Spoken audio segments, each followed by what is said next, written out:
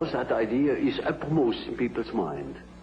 Formerly, you know, it has been much simpler. People didn't think of a war. And therefore, it was rather clear what the dreams meant. Nowadays, no more so. We are so full of apprehensions, fear, that one doesn't know exactly to what it points. One thing is sure, a great change of our psychological attitude is imminent. That is certain. Why? Because we need more. We need more psychology. We need more understanding of human nature, because the only real danger that exists is man himself. He is the great danger. And we are pitifully unaware of it. We know nothing of man. Far too little. His psyche should be studied, because we are the origin of all coming evil. Well, does man, do you think, need to have the concept of sin and evil to live with? Is this part of our nature? Well, obviously. And of a Redeemer? That is an inevitable consequence. This is not a concept which will disappear if we become more rational. It's something... Well, I don't believe that man ever will deviate from the original pattern of its being. There will always be such ideas. For instance, if you do not directly believe in a personal Redeemer, as it was the case with Hitler, or the hero worship in Russia, then it is an idea. It is a symbolic idea. You have written one time and another some sentences which have surprised me a little about death. Now, in particular, I remember you said that death is psychologically just as important as birth, and like it is an integral part of life, but surely it can't be like birth if it's an end, can it? Yes, if it's an end. And there we are not quite certain about this end. Because, you know, there are these peculiar faculties of the psyche, that it isn't entirely confined to space and time. You can have dreams or visions of the future. You can see round corners and such things.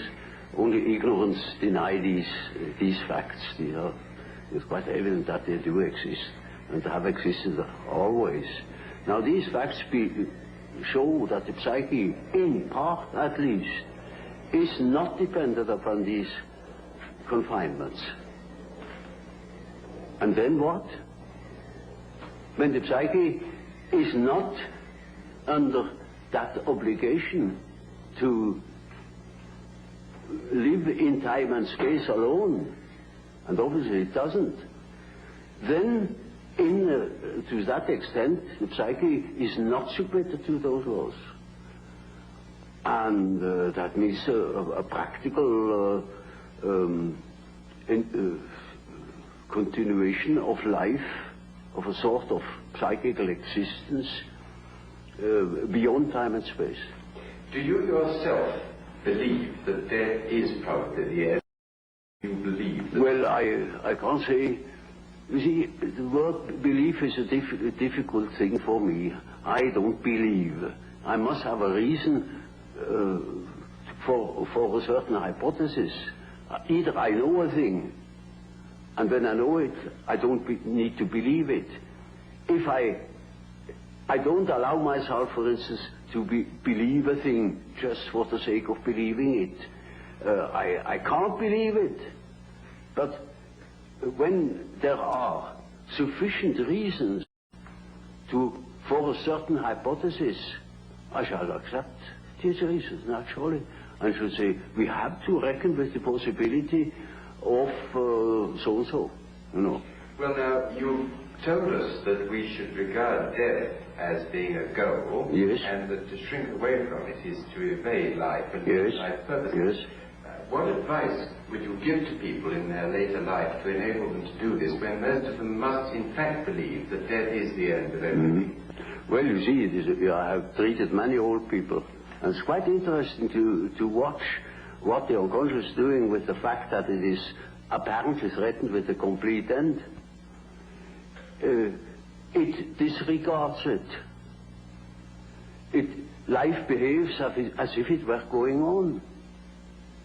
And so I think it is better for old people to live on, to look forward to the next day, as if he had to spend centuries. And then he lives properly. But when he is afraid, when he doesn't look forward, he looks back, he petrifies, he gets stiff, and he dies before his time. But when he is living on, looking forward to the great adventure that is ahead, then he lives. And that is about what the unconscious is intending to do. Of course, it's quite obvious that we are all going to die, and this is the sad finale of everything. But nevertheless, there is something in us that doesn't believe it, apparently. But this is merely a fact, a psychological fact. Doesn't mean to me that it proves something. It is simply so. For instance, I may not know why we need salt, but we prefer to eat salt too, because you feel better. And so when you think in a certain way, you may feel considerably better. And I think if you think along the lines of nature, then you think properly. And this leads me to the last question that I want to ask you. As the world becomes more technically efficient, it seems increasingly necessary for people to behave communally and collectively. Now, do you think it possible that the highest development of man may be to submerge his own individuality in a kind of collective consciousness? That's hardly possible. I think there will be a reaction. A reaction will set in against this communal dissociation. You know, man doesn't stand forever his nullification. Once there will be a reaction, and I see it setting in. You know, when I think of my patients, they all seek their own existence, and to assure their existence against that complete atomization into nothingness or into meaninglessness. Man cannot stand a meaningless life.